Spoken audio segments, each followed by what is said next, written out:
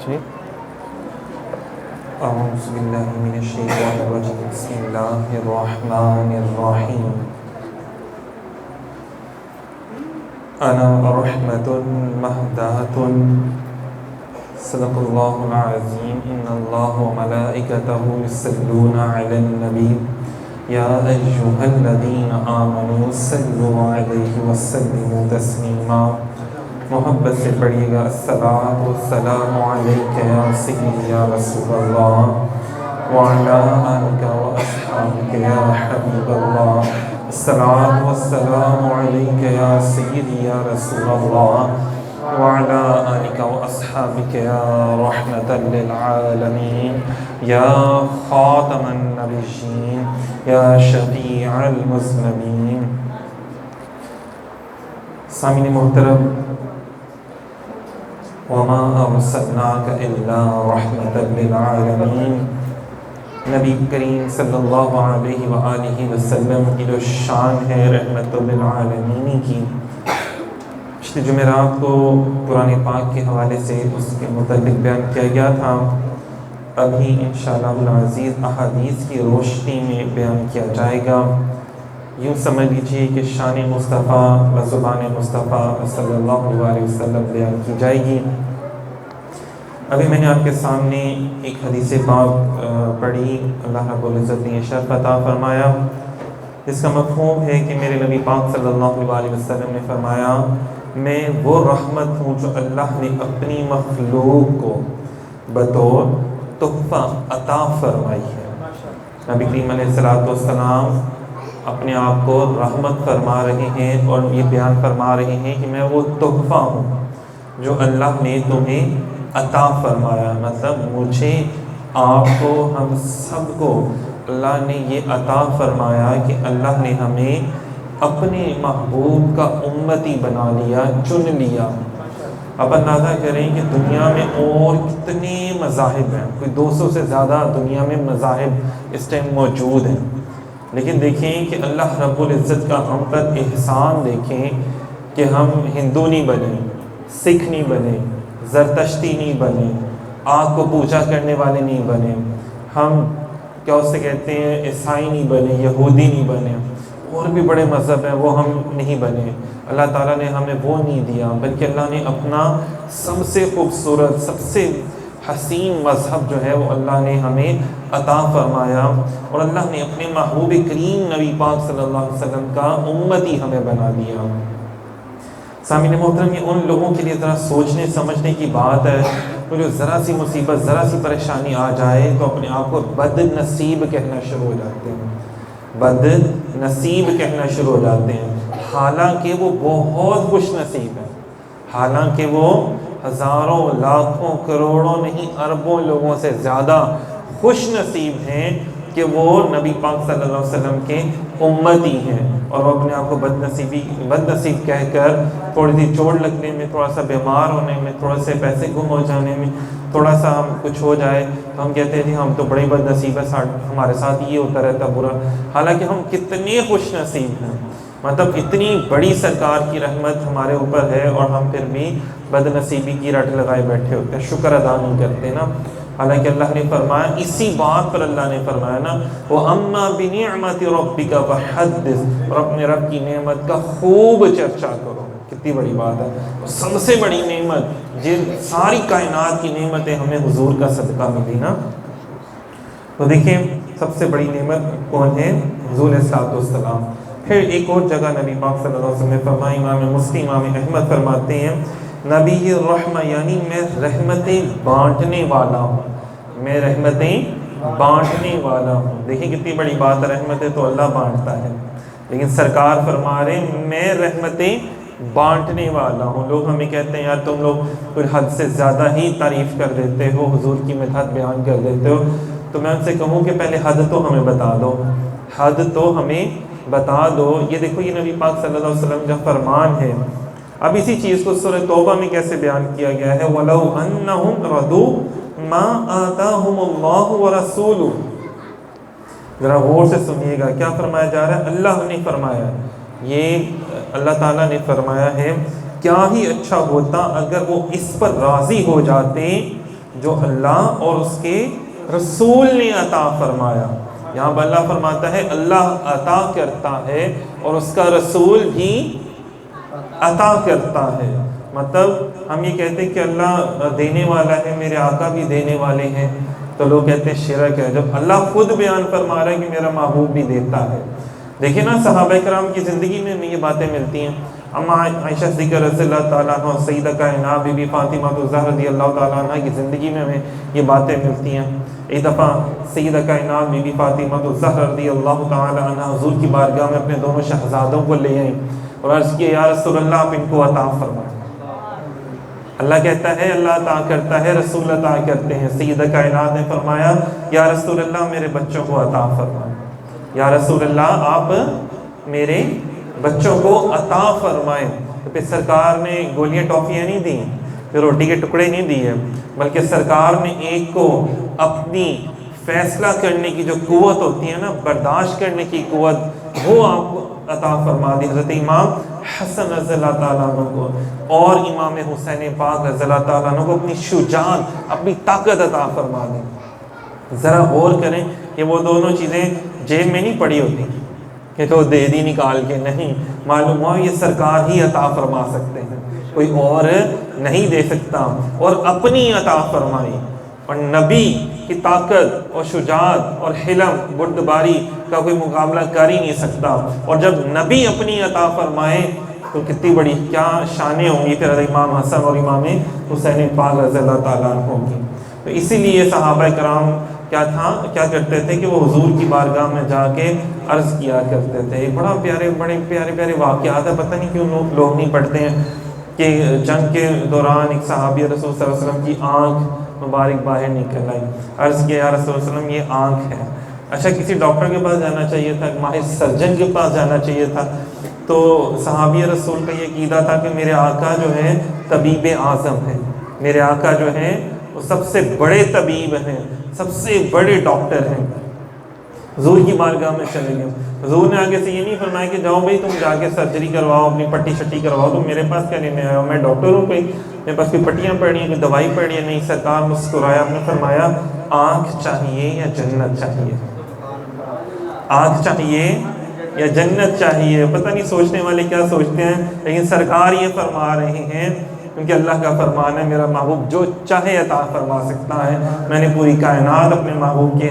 دست مبارک میں دے دیا اس کا نظام۔ اندازہ کریں کہ سرکار فرماتے ہیں کیا چاہیے، عرض کیا حضور آنکھ میرے کہنے پہ عطا فرما دے، جنت آپ خود عطا فرما دے۔ جنت تو آپ کی ہے نا، جس کو چاہیں جیسے چاہیں عطا فرما دے، کہ جنت وہ ہے جس کے ہر درخت کے ہر پتے پر میرے آقا کا نام مبارک لکھا ہوا۔ اندازہ کریں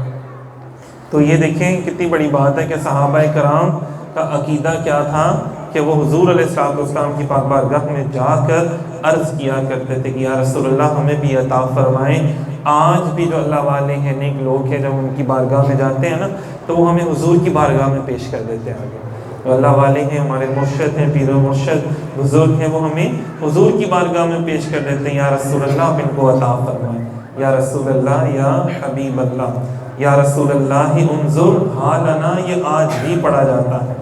یا رسول اللہ انظر حالنا، نگاہ کرم ہو، دیکھو آج بھی پڑھا جاتا ہے۔ اللہ نے فرمایا نا میرے محبوب کی بارگاہ میں جاؤ تو ایسے عرض کیا کرو، تو ہم آج بھی ایسے ہی عرض کرتے ہیں۔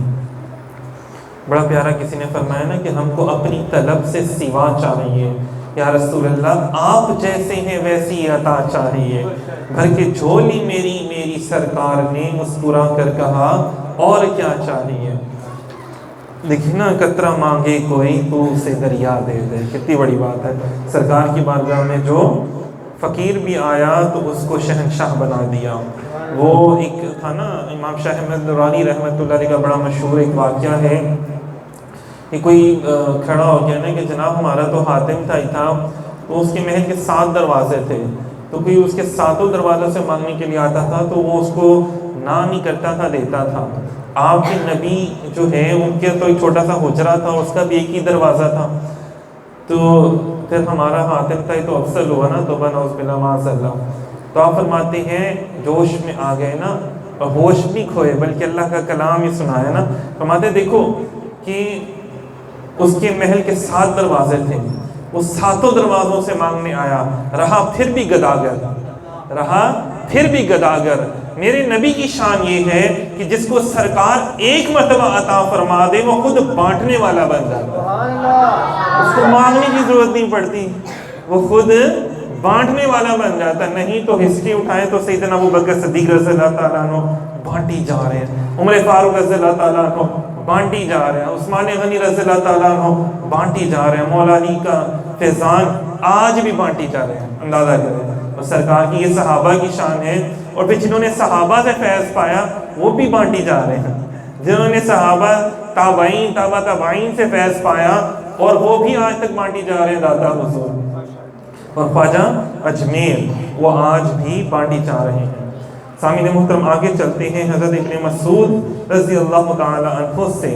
حدیث مروی ہے کہ نبی کریم صلی اللہ علیہ وآلہ وسلم نے فرمایا کہ میری زندگی تمہارے لیے بہتر ہے، تم گفتگو کرتے ہو اور تم سے گفتگو کی جاتی ہے، اور میری وفات تمہارے لیے بہتر ہے، تمہارے اعمال مجھ پر پیش کیے جاتے ہیں، جب بھی کوئی بھلائی دیکھتا ہوں تو اس پر اللہ کی حمد و ثنا کرتا ہوں، اور جب کوئی برائی دیکھتا ہوں تمہارے اندر ہمارے اندر جب کوئی برائی نظر آتی ہے سرکار کو تو سرکار ہمارے لیے فرماتے ہیں کہ میں تمہارے لیے اللہ سے استغفار کرتا ہوں۔ سامعین محترم آج بھی ہمارے اعمال روزانہ بعد از وصال بھی، یہ وصال سے پہلے بھی تھا اور وصال کے بعد بھی ہے کہ آج بھی ہمارے اعمال حضور صلی اللہ علیہ وسلم کی پاک بارگاہ میں پیش کیے جاتے ہیں، اور سرکار فرماتے ہیں کہ اگر وہ اچھے ہوتے ہیں تو میں اللہ کی حمد و ثنا بیان کرتا ہوں کہ اللہ تبارک و تعالیٰ نے میری امت پر کرم فرمایا ہوا ہے، اور اگر میرے جو امتی ہیں گناہ کرتے ہیں تو میں ان کے لیے اللہ کے حضور استغفار کرتا ہوں۔ دیکھیں آج بھی سرکار ہمارے لیے رحمت ہے، آج بھی ہمارے لیے رحمت ہے، اور ہمیں عطا فرماتے چلے جا رہے ہیں۔ جو ہم گوشہ درود کی محافل کرتے ہیں یہ شکرانے کے لیے کرتے ہیں، ابھی تو ہم نے کچھ پڑھا ہی نہیں، ابھی تو ہم نے لاکھوں دفعہ درود پڑھ کے بھی کچھ نہیں پڑھا، یہ تو ابھی جو ہم پڑھتے ہیں یہ سب کا سب جو ہے پوری زندگی بھی گزر جائے اور ہمارے جسم کا ایک حصہ بھی درود پڑھے تو وہ درود ابھی شکرانہ بھی ادا نہیں ہوگا، وہ ایک لمحے کا بھی ہم شکر ادا نہیں کر سکتے۔ حدیث پاک میں ایک چیز یہ بھی آتی ہے کہ جو ماں اپنے بچے کو پالتی ہے نا، ماں اپنے بچے کو پیٹ میں رکھتی ہے، اس کی ایک رات جو ہے نا، اگر بچہ جو ہے نا اندازہ کرے اپنی ماں کو اپنے کندھوں پہ بٹھا کے بھی 70 حج کروائے تو ایک رات کا دینا اپنی ماں کا نہیں دے سکتا، اور ماں جس کے صدقے سے ملی ہے تو اس کی شان کا عالم کیا ہوگا۔ ہم تھوڑی نمازیں، تھوڑا قرآن، تھوڑا درود پڑھ کے سمجھتے ہیں کہ ہم نے حضور پہ بڑے کچھ پیش کر دیا، تو نہیں کچھ نہیں پیش کیا، ابھی تو پیش ہی کیا کیا، ابھی تو شکر ادا کر رہے ہیں، اور ہمیں تو شکر بھی صحیح سے ادا نہیں کرنا آتا۔ یہ تو اللہ والے ہیں جنہوں نے صحیح طریقے سے شکر ادا کر کے دکھایا ہے کہ شکر ادا کرنا کیا ہوتا ہے کہ ان کی باتوں پر عمل کرنا، اور سرکار کی باتوں پر عمل کرنا، اور سرکار کے ذکر کو پھیلانا، وَرَفَعْنَا لَكَ ذِكْرًا کی عملی صورت اپنے آپ کو بنا لینا کہ کوئی آپ کو دیکھے تو پتہ چلے کہ یار یہ حضور کا غلام جا رہا ہے، یہ حضور کا غلام جا رہا ہے، نہیں یار اس کے سامنے بدتمیزی نہیں کرنی کیونکہ یہ حضور کا غلام ہے۔ آپ کو کہنے کی ضرورت نہ پڑے، آپ جاؤ کہیں پہ تو لوگ ویسے ہی سر جھکا لیں تو پتہ چلے نا یہ حضور کا غلام جا رہا ہے۔ دیکھیں نا خواجہ اجمیر کی طرف کوئی دیکھتا نہیں تھا، جو دیکھتا تھا وہ مسلمان ہوئے بغیر رہتا نہیں تھا، اور یہ حضور کی آل کی شان ہے۔ خواجہ اجمیر حضور کی آل ہے، اور اتنا اللہ تعالیٰ نے نور عطا فرمایا تھا، جو دیکھتا تھا وہ حضور کا کلمہ پڑھ لیتا تھا، تو پھر حضور کی شان کا عالم کیا ہوگا، اندازہ کریں۔ پھر آگے چلتے ہیں، حضرت ابو ہریرہ رضی اللہ تعالی عنہ سے روایت ہے کہ نبی کریم صلی اللہ علیہ وآلہ وسلم سراپا رحمت سرکار نے فرمایا جب اللہ تعالیٰ نے مخلوق کو پیدا فرمایا تو لوح و قلم میں لکھ دیا میری رحمت عن قریب میرے غصے پر غالب ہے، اور یہ تحریر اللہ کے پاس عرش پر موجود ہے۔ صحیح مسلم کی یہ حدیث پاک ہے جو میں روایت آپ کے سامنے پیش کر رہا ہوں۔ سامعین محترم دیکھیں کہ یہ روایت جو ہے وہ حضرت عمر فاروق رضی اللہ تعالیٰ عنہ سے۔ اب یہاں پہ سرکار کیا فرما رہے ہیں کہ جب کتنی بڑی بات ہے کہ لوح قلم میں ابھی مطلب ہمارا جسم بھی نہیں بنا، ابھی تو ہمارا جسم بھی نہیں بنا، ابھی لکھا جا رہا ہے، تو وہاں پر بھی اللہ تبارک و تعالیٰ نے میرے اور آپ کے نبی پاک صلی اللہ علیہ وسلم کو رحمت بنا دیا۔ سامعین محترم، پہلے انبیاء کرام صرف اپنی جو ان کو ماننے والے ہوتے تھے نا، صرف انہی کے لیے رحمت ہوتا تھا جو ان کا کلمہ پڑھ لیتا تھا، لیکن یہ میرے اور آپ کے نبی کریم صلی اللہ علیہ وآلہ وسلم کی شان ہے کہ آپ صرف رحمت للمومنین نہیں بلکہ رحمت للعالمین ہے، کہ ہم گناہ گاروں کے لیے بھی سرکار رحمت ہے۔ مومنین کے لیے تمام انبیاء تو صرف جو ان کے اوپر ایمان لے کر آتا تھا، ان کے کہنے پر عمل کرتا تھا، وہ ان کے لیے رحمت ہے، لیکن میرے آقا میرے لیے، آپ کے لیے، ہم سب کے لیے جو نیک ہیں سرکار ان کے بھی آقا ہیں، ان کے لیے بھی رحمت ہے، اور جو برے ہیں ان کے لیے بھی سرکار رحمت ہے۔ لہذا کریں حضور کے جو غلام ہیں ان کے لیے کہا جاتا ہے کہ گنج بخش فیض عالم مظہر نور خدا، نہ کہ سارا پیر کامل کاملہ رہنما، یہ بھی حضور کی آل ہیں، حضور کے غلام ہیں، تو ان کی بارگاہ میں کوئی جاتا ہے تو وہ اس کو نوازے بغیر بھیجتے نہیں ہیں، تو یہ جن کے غلاموں کی یہ شان ہے، سرکار کا عالم کیا ہوگا۔ تو نبی کریم علیہ السلام کی بارگاہ کا عالم کہ ایسے ایسے لوگ جنہوں نے صحابہ کو بڑا ہی تنگ کیا، بڑا شہید کیا، تنگ کیا، لیکن جب وہ کلمہ پڑھ لیتے تھے تو سرکار ان کے تمام پچھلی غلطیاں کوتاہیاں جو ہیں وہ معاف فرما دیتے تھے۔ یہ میرے آقا علیہ السلام کی ہی شان ہے، کہ کسی بادشاہ کوئی ایسا نہیں کر سکتا، یہ صرف نبی کر سکتا ہے، نبی بھی وہ جو رحمت ہو۔ آگے چلتے ہیں، یہ دیکھیں کتنا پیارا انداز ہے میرے نبی پاک صلی اللہ علیہ وسلم کا۔ حضرت ابن مسعود رضی اللہ تعالیٰ عنہ سے مروی ہے، رسول اللہ صلی اللہ علیہ وسلم ہمیں وقفہ کے بعد نصیحت فرمایا کرتے ہیں، مطلب ہر روز اس لیے واعظ نہ فرماتے کہ کہیں ہم اکتا نہ جائیں۔ یہ دیکھیں، یہ صحابہ کرام تو خیر سرکار سے محبت کرتے تھے، وہ تو اکتاہٹ نہیں ہو سکتی تھی ان کو، لیکن یہ ہمارے لیے بیان فرمایا گیا کہ سرکار کی جب باتیں ہو رہی ہوں تو وہاں پر آپ عشق اور جذبے کے ساتھ بیٹھیں اور ان باتوں کو اپنے سینے میں جذب کر لیں، اپنے ذہنوں میں جذب کر لیں، نقش کر لیں، گھر جا کے اپنی بیوی بچوں کو، گھر والوں کو وہ باتیں سرکار کی بتائیں، کہ جب آپ سرکار کی محفل میں بیٹھے ہوں تو وہاں پہ آپ کو اکتاہٹ نہیں ہونی چاہیے۔ یہ نبی پاک صلی اللہ علیہ وسلم کی سنت تھی، اور جو واعظین ہیں، جو بیان کرنے والے ہیں، ان کے لیے بھی ہے کہ اتنا بیان کریں، اس انداز میں بیان کریں کہ سننے والے جو ہیں ان کو اکتاہٹ اور بے چینی نہ ہو، مطلب ہر چیز کے حوالے سے۔ یہاں تک کہ نبی کریم علیہ السلام جب اکیلے نماز پڑھا کرتے تھے تو سرکار بہت لمبی لمبی نمازیں پڑھا کرتے تھے۔ قرآن پاک میں آیا توحا ما انزلنا علیک القرآن لتشقی، توحا اے حبیب ہم نے آپ پر قرآن اس لیے نہیں اتارا کہ آپ مشقت میں پڑ جائیں۔ نبی کریم علیہ السلام ساری رات کھڑے رہتے تھے، قیام کیا کرتے تھے اپنے رب کے حضور، اندازہ کریں، اور آپ کے پاؤں مبارک سوج جایا کرتے تھے۔ ہم یہ تھے تھوڑا دیر کھڑے ہو جائے سن ہو جاتے ہیں پاؤں، تو سوج جایا کرتے تھے، ورم آ جاتا تھا ان میں۔ تو اللہ تبارک و تعالیٰ نے کسی اور نبی سے ایسا نہیں کہا، بلکہ سب کو کہا کہ اتنی عبادت کرنی ہے، اتنی عبادت کرنی ہے، یا تم نے ابھی کیا کیا؟ لیکن جب سرکار عبادت فرما رہے ہیں تو اللہ کیا فرما رہا ہے؟ محبت کا انداز چیک کریں ذرا، محبوب سے محبت کا انداز کیا ہے۔ محبوب ہم نے آپ پر قرآن اس لیے نہیں نازل کیا کہ آپ مشقت میں پڑھتے ہیں، تھوڑا سا آرام بھی کر لیا کریں، کتنی بڑی بات ہے۔ اب جہاں دوسری امتوں کے بارے میں ایسا نہیں کہا، اور یہ حضور کے صدقے سے یہی بات اللہ نے حضور کے امتیوں سے بھی کہی ہے، یا ایھا المزمل قم اللیل الا قلیلا نصفہ او انقص منہ قلیلا۔ دیکھیں کتنی بڑی بات ہے، پیارے کملی والے، اے پیارے گھنی زلفوں والے، کہ آپ رات کی کچھ حصہ عبادت کیا کریں اور کچھ حصہ آرام کیا کریں۔ ہمیں معلوم ہے کہ سارا دن جنگ بھی چلتی ہے، جہاد بھی چل رہا ہوتا ہے، سارے معاملات بھی چل رہے ہوتے ہیں، آپ اور آپ کے جو عاشق ہیں، غلام ہیں، صحابہ ہیں، اندازہ کریں وہ لوگ جو صحابہ کو برا کہتے ہیں توبہ نعوذ باللہ، ان کو دیکھنا چاہیے کہ اللہ تبارک و تعالیٰ حضور کے غلاموں کے لیے بھی قرآن پاک میں آیتیں نازل فرما رہے ہیں۔ حضور کو دیکھیں نا، یہ سورہ طٰہٰ میں تو حضور کو مخاطب کیا گیا، اور سورہ مزمل میں حضور کا صدقہ، حضور کے ساتھ حضور کے صحابہ کو بھی مخاطب کیا گیا کہ دیکھیں وہ بھی سارا دن حضور کے ساتھ جہاد کرتے ہیں۔ یہ بھی حضور کی رحمت ہے، حضور کی شان ہے کہ آپ کا صدقہ آپ کے غلاموں کی بھی اللہ ان کو بھی عطا فرما رہے ہیں، ان کو بھی۔ جو ہم منقبت پڑھتے ہیں نا، اکثر لوگ کہتے ہیں یار آپ لوگ مولا علی پاک کی منقبت پڑھتے ہو، صحابہ کی منقبت پڑھتے ہو، داتا حضور کی منقبت پڑھتے ہو، غوث پاک کی منقبت پڑھتے ہو، یہ کیوں پڑھتے ہو؟ سرکار نے تو نہیں پڑھی۔ یار اگر سرکار نے منقبت نہیں پڑھی تو یہ جو صحابہ کے سارے مناقب بیان ہوئے تو پھر یہ کس نے کیے ہیں؟ جو کتابیں بھری ہوئی ہیں مناقب کی کہ من کنت مولا فہذا علی مولا، یہ والی منقبت کس نے بیان کی ہے؟ مناقب ہی کہتے ہیں نا اس کو، شان کہتے ہیں۔ سرکار نے خود اپنے غلاموں کو شان عطا فرمائی ہے۔ آپ یہ کہتے ہیں کہ سرکار نے اپنی کسی غلام کو بانٹا نہیں، وہ تو رحمت ہے اور رحمت للعالمین ہے، پھر کسی ایک کو نہیں بانٹا، سبھی کو بانٹا، کسی ایک کو نہیں بانٹا،